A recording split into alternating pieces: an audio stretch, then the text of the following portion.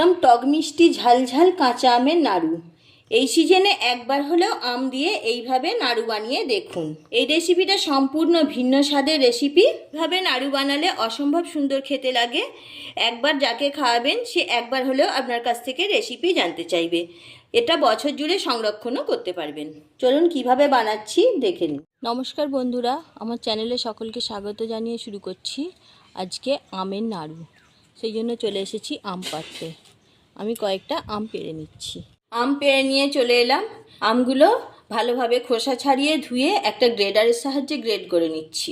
আমগুলো খোসা ছাড়ানো হয়ে গেছে। খোসা ছাড়িয়ে জলের মধ্যে কিছুটা নুন দিয়ে আমগুলো ভিজিয়ে দিয়েছি। এবার আমটা নিয়ে একটা গ্রেডার নিয়েছি। গ্রেডারের এই ছিদ্রটা দিয়ে এইভাবে লম্বা লম্বা করে আমি গ্রেড করে নেব। এইরকম লম্বা লম্বা করে সব আমগুলো আমি গ্রেড করে নিচ্ছি। সব আমগুলো গ্রেড করা হয়ে গেছে। দেখুন এরকম লম্বা লম্বা করে গ্রেড করে নিয়েছি। এবার আমি দিয়ে দিচ্ছি নুন।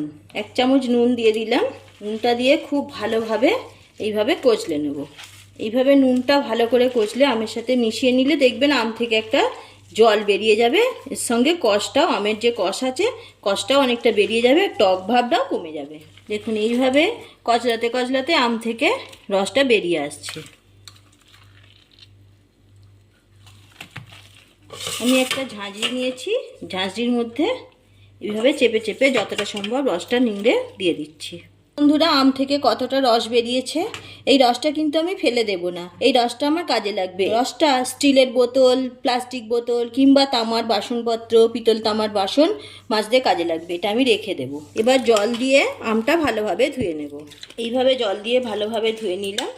এবার চেপে চেপে জলটা বার করে দেবো। আমগুলো যতটা সম্ভব চেপে চেপে রসটা নিংড়ে নিয়েছি। এবার 250 গ্রাম চিনি নিয়েছি।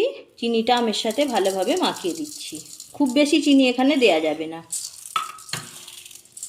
চিনিটা খুব ভালোভাবে মাখিয়ে 15 থেকে 20 মিনিট ঢাকনা দিয়ে রেস্টে রেখে দেবো। তাতে চিনিটা অনেকটাই গলে যাবে। 20 মিনিট পরে ফিরে এলাম। ঢাকনাটা খুলে নিচ্ছি। দেখুন আম থেকে চিনিটা গুলে কতটা রস বেরিয়েছে। আর একবার মিশিয়ে দিচ্ছি। এর মধ্যে দিয়ে দিচ্ছি সামান্য লাল লঙ্কার গুঁড়ো, সামান্য হলুদ গুঁড়ো। আমি একটা মশলা ভেজে রেখেছি। জিরে, মৌরি, ধনে আর একটা শুকনো লঙ্কা ড্রাই রোস্ট করে গুঁড়ো করে নিয়েছি। গুঁড়োটা দিয়ে দিলাম।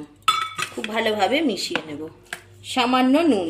গ্যাস অন করে কড়াই বসিয়ে দিয়েছি। কড়াইয়ের মধ্যে দিয়ে দিচ্ছি আমটা। ভালোভাবে নাড়াচাড়া করে 5 মিনিটের জন্য ঢাকনা দিয়ে রেখে দিচ্ছি। 5 মিনিট পরে ঢাকনাটা খুলছি। কালারটা কতটা চেঞ্জ হয়ে গেছে। চিনির রসটাও অনেকটা শুকিয়ে গেছে। এইভাবে আরও 5 মিনিট নাড়াচাড়া করে আমি চিনিটা রসটা পুরোটা শুকনো করে নেব। একটু ভিনিগার দিয়ে দিচ্ছি। ভিনিগারটা দিলে আমের নাড়ুটা দীর্ঘদিন ভালো থাকবে। ভিনিগারটা প্রিজারভেটিভের কাজ করে। এবার ভালোভাবে নাড়াচাড়া করতে থাকবো। এইভাবে নাড়াচাড়া করতে করতে দেখুন কতটা সুন্দর কালার এসে গেছে। দেখুন আমগুলো চিনির রসে ডুবিয়ে রাখার জন্য গলে যায়নি, ঝরঝরে ভাবটা আছে, বুঝতেই পারছেন। আমি আরও একটু নাড়াচাড়া করে নিচ্ছি। নাড়াচাড়া করতে করতে দেখবেন যে একটা দেখুন ডোয়ের মতো তৈরি হয়ে যাচ্ছে, জড়ো হয়ে যাচ্ছে। এবার বুঝতে হবে যে নাড়ু বানানোর জন্য রেডি হয়ে গেছে। এবার আমি গ্যাসটা অফ করে দিচ্ছি। একটু মেলে দেবো। গ্যাসটা অফ করে ঠান্ডা করে নিচ্ছি। দেখুন ঠান্ডা হয়ে গেছে। ঠান্ডা হতে কতটা ঝুরঝুরে হয়ে গেছে দেখতেই পাচ্ছেন। এবার আমি এটাকে নাড়ুর আকারে বানিয়ে নিচ্ছি। দেখুন কতটা সুন্দর নাড়ু হয়েছে। এইভাবে আমি সবগুলো নাড়ু বানিয়ে নিচ্ছি। সমস্ত নাড়ু বানানো হয়ে গেছে।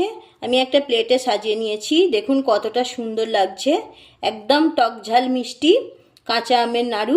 এইভাবে নাড়ু বানিয়ে যদি কাউকে খাওয়ান, একবার খেলে বারবার খেতে চাইবে এবং আপনার কাছে অবশ্যই রেসিপি জানতে চাইবে। রেসিপিটা যদি ভালো লাগে অবশ্যই লাইক দেবেন আর চ্যানেলটা সাবস্ক্রাইব করে পাশে থাকবেন। প্রচুর প্রচুর শেয়ার করবেন। সম্পূর্ণ ভিডিওটা দেখার জন্য অসংখ্য ধন্যবাদ। আবার দেখা হচ্ছে পরের ভিডিওতে।